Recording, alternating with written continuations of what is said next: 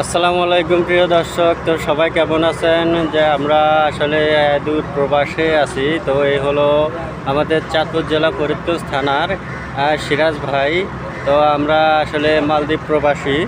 তো আজকে আমাদের এখানে বিশাল ঢালাই হইতেছে। এই যে আমাদের এখানে প্রায় 700 বস্তা সিমেন্টের ঢালাই তো আজকে আমরা দিতেছি। তো আপনারা দেখতেছেন আসলে মূলত এই জিনিসটা হয়েছে যে মালদ্বীপে যে সাপ্লাইয়ের পানি সংগ্রহ করা হয়, আমরা যে পানিগুলা পান করি মালদ্বীপ শহরে, এই সাপ্লাইয়ের পানিগুলা এখান থেকেই পুরা মালদ্বীপ শহরে যাবে।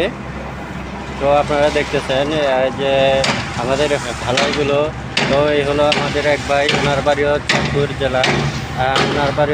জেলায়, তো আপনারা দেখতেছেন।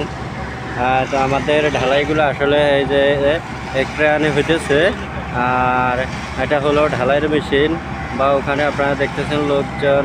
আর এই যেগুলো হয়েছে আপনাদের পাথর, আসলে মূলত এই পাথরগুলা পাথর এবং বালি, এই দুইটা জিনিস আসে এখানে, আমাদের এখানে মালয়েশিয়া থেকে। তো আমাদের এখানে যে পাথরগুলো আছে, এই পাথরগুলো আসলে আমরা মূলত ব্যবহার করতে পারি নাই, কারণ এখানে পাথরগুলো হয়েছে শুধু লবণ।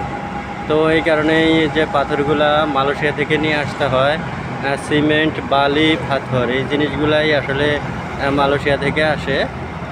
তো দর্শক আপনারা দেখতেছেন, এই যে আপনারা দেখতেছে এই যে ঢালাইটা এখন ঢালা হইতেছে।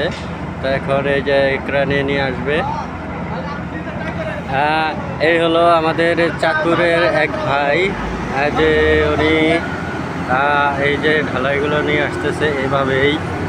প্রায় আজকে এই ঢালাইটাই রাত্রে 10টা প্রায় বেজে যাবে। আমরা সকাল থেকেই কাজ করতেছি। আপনারা দেখতেছেন এই যে ঢালাইগুলা মানে কিভাবে ঢালতেছে, তো আপনাদেরকে আসলে দেখাইতেছি।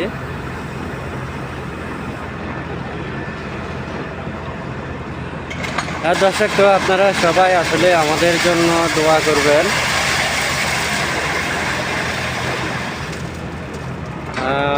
এটাতে প্রায় 4 বস্তা সিমেন্টের ঢালাই একই সাথে মিক্স করে দেওয়া হয়। তো আপনারা আসলে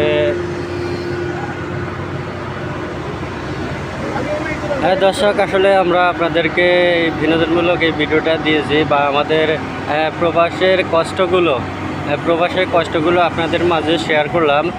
যদি ভালো লাগে ভিডিওটি অবশ্যই লাইক করবেন, শেয়ার করবেন, আর ফলো দিতে অবশ্যই ভুলবেন না, ঠিক আছে?